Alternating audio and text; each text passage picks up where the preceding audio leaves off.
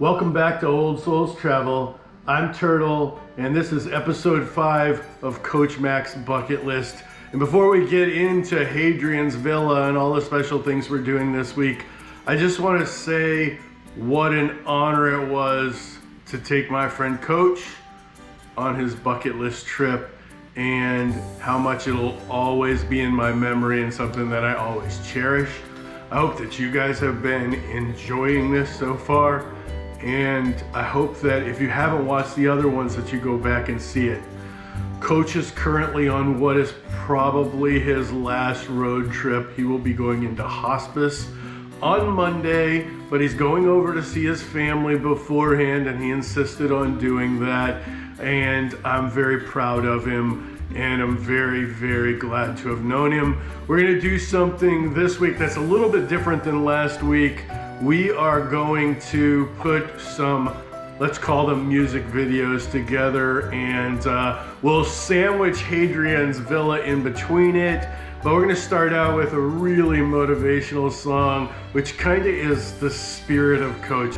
And stay tuned till the very end, because there's 2 of his very favorite songs that we're gonna do something with there. I hope you guys enjoy it. If you do, continue to follow along. We'll eventually end up doing these for other deserving people, and we'll always remember Coach.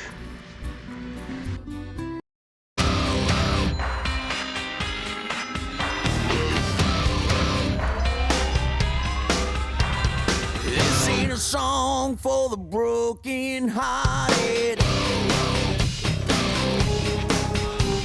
A silent prayer for faith departed. I ain't gonna be just a face in the crowd. You're gonna hear my voice when I shout it out loud. It's my life, it's now or never. I ain't gonna live forever. I just wanna live when I'm alive. It's my life. My heart is like an open highway. Like Franklin said, I did it my way. I just wanna live when I'm alive. It's my life.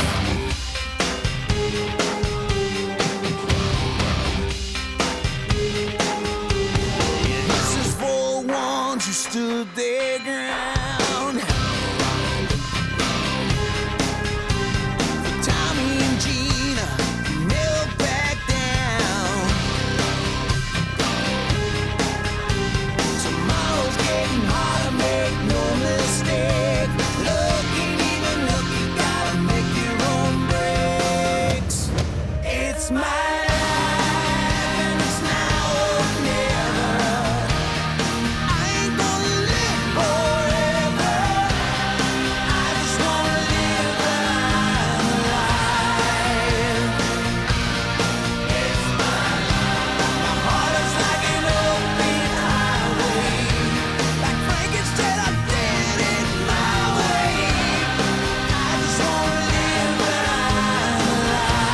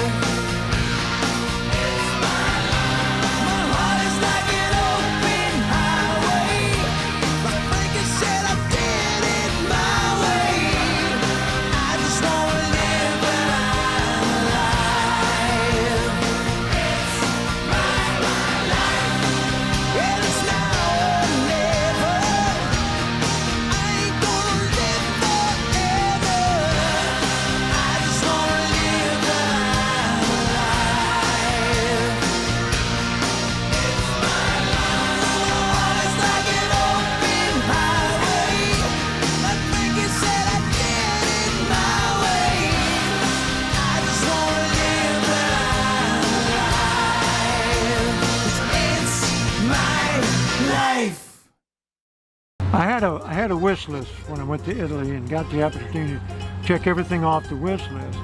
And we had time to see some additional things. And having an archaeologist with you, he knew of some other sites, some hardly ever visited. And one was in a little Italian town called Teano. Totally unassuming for any kind of antiquities or anything. And we stopped at a little donut shop to get something to eat, and we were talking to the lady, and she said, well, the theater's right down the street. So we walk down the street and we find this theater. There's nobody around. The gates are locked, the grass is knee-high. And as we're walking away, because we couldn't get in, an Italian man said, you want to get in there? And he had the key, and we went in. He went over and sat in a lawn chair. 3 of us climbed all around that theater, just 3 people on the face of the earth looking at that antiquity, that piece of Roman history. Beautiful, beautiful theater. And nobody there to enjoy it but us.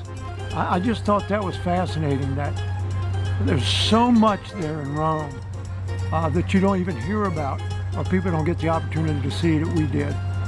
The last big thing that we got to see on the way back to Rome was Hadrian's palace.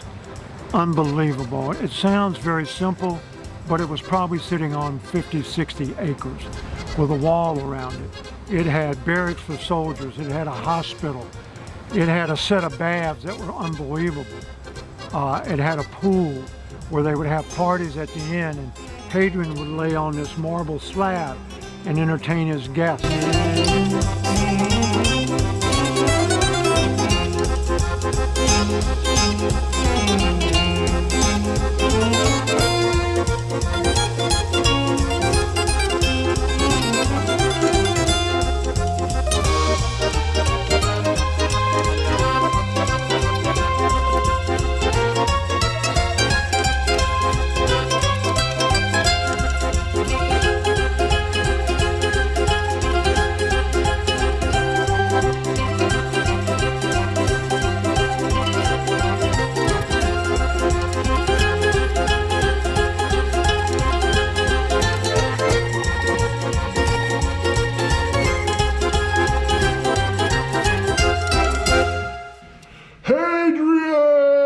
No good.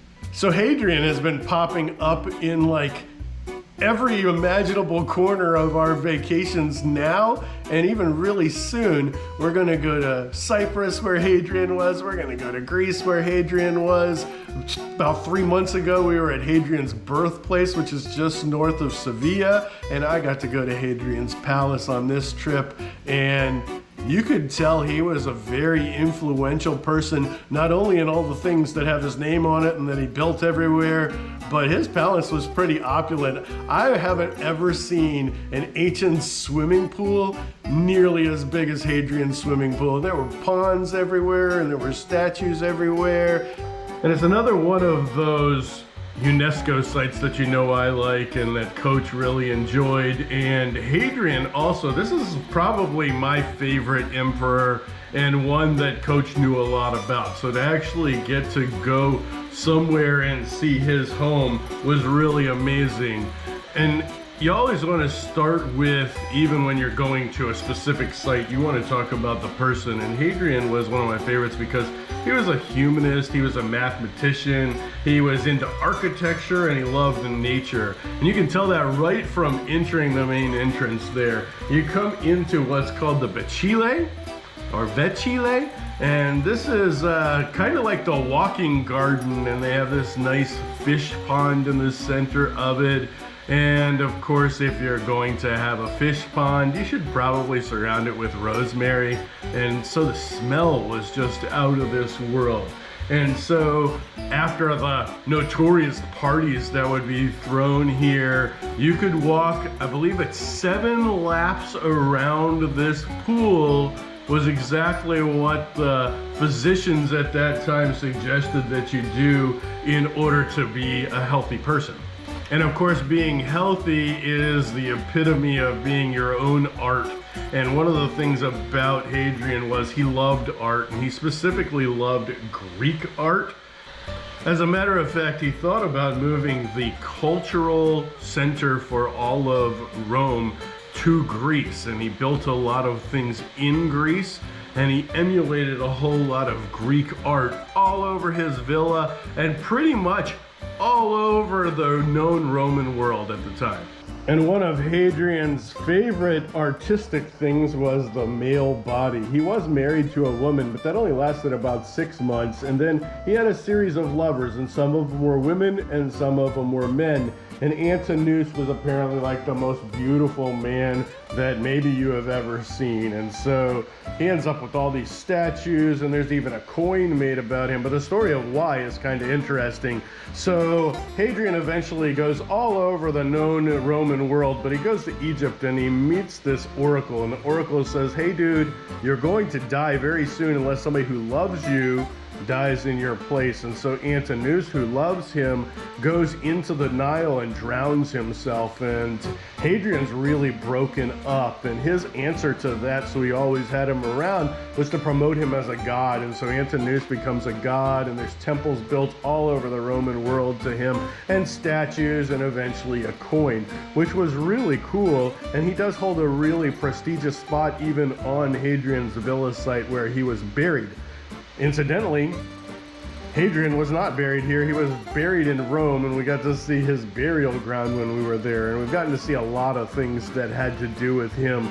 But the structures here, these are one of the other interesting things about Hadrian, is he was super into architecture. He studied under his cousin Trajan's architect, and studied a lot of things, especially domes. He really loved domes, and he loved to work statues into domes and sort of just embrace the Greek lifestyle and Greek art. And you see this all over, but you especially see the Greek art when you start getting over near the pond area. This first pond slash banquet area is probably, at least due to restoration, my absolute favorite spot. And it's absolutely beautiful. There are statues out here that are absolutely amazing, although most of them are reproductions of things that are inside the museum, which unfortunately was closed when we were there.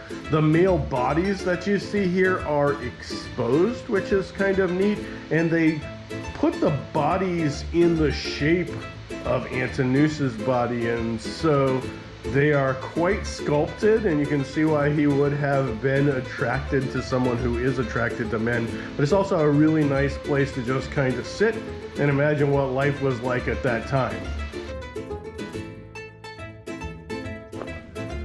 So you can tell he liked guys, because all the women are clothed, right, and all the men are naked.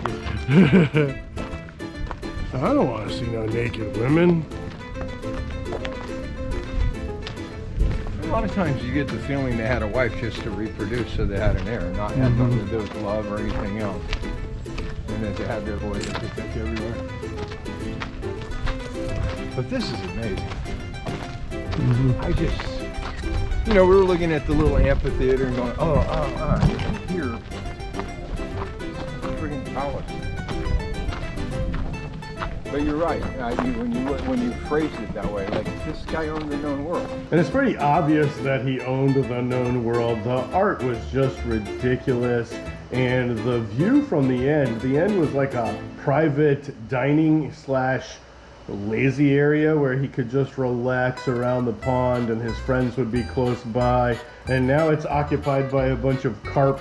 But at that point, there would have been people swimming all over in here. Although this is not the swimming pool we were talking about. You'll have to wait till later for me to kind of show you where that is. Unfortunately, we lost some of that footage. But this pond slash pool is more for where he would hang out and throw lavish parties. And they had all this great mosaic at the end. Imagine what you're looking at now, all decorated in blue mosaics. And there's a waterfall, an artificial waterfall that comes off a viaduct on the back of it.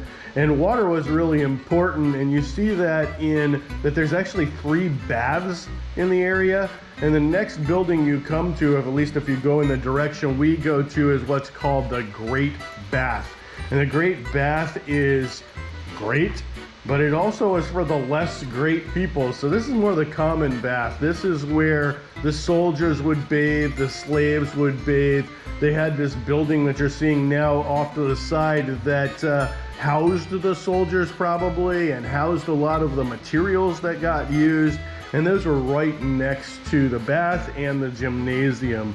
And one of the most striking things you see in the bath is the scope of it, especially the dome. I told you he was interested in architecture, and that's super obvious in these large domes. As a matter of fact, they say that it's possible that he was the one who had the Pantheon done, which is one of the most amazing domes in all of history. We can't even really reproduce it now.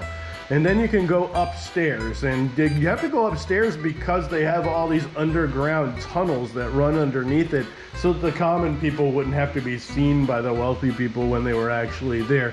And the area you're looking at now, which is to your left as you go up there, leads off to the pool. But unfortunately, we lost a hard drive that we're having a hard time recovering. And so my pool section is missing. The section that had the Greek library is missing, which is unfortunate. I believe it's the really tall building you see through this area here. And then the most important thing that I don't have is the Maritime Theater. When you go there, guys, this is an excuse for you to go, even though you've seen it. Go down and see the Maritime Theater. This was the private residence of Hadrian when he didn't want to be in a crowd. There's a palace up there. The palace isn't very restored or preserved, really, but the Maritime Theater, which was not a maritime or a theater, it was named that because of all the pond area there. That was his private area. And the area that you're seeing now, this is another like party area. But one of the cool things is right in front of you, that is private bathrooms. And those didn't exist very often during Roman times, which is kind of a theme here, and why UNESCO has recognized it, and why if you're into history, you should have this on your travel radar. And the best part about Hadrian's palace, at least when we went there, was there was probably 5 people the whole entire time we were there. We had it all to ourselves, and 2 of the people were archaeologists pushing around a GPR, which incidentally that day, they discovered more of the walls of some of the sections that haven't been excavated that they're going to be excavating next season. So we kept on a roll with our archaeological finds and felt like we were a tiny little part of it. And as much as Lindsay and I were glad we were a part of this chapter in Coach's life, the most important thing was how he felt about it. My favorite part of the whole trip, there were so many fascinating things to see. But I think it was the people I was with.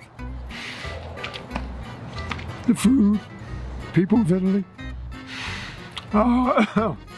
Pardon me. That's what made it special. There was too many beautiful antiques to pick one. Sistine Chapel I could probably point out to be my favorite. But the trip, the people, can't get no better.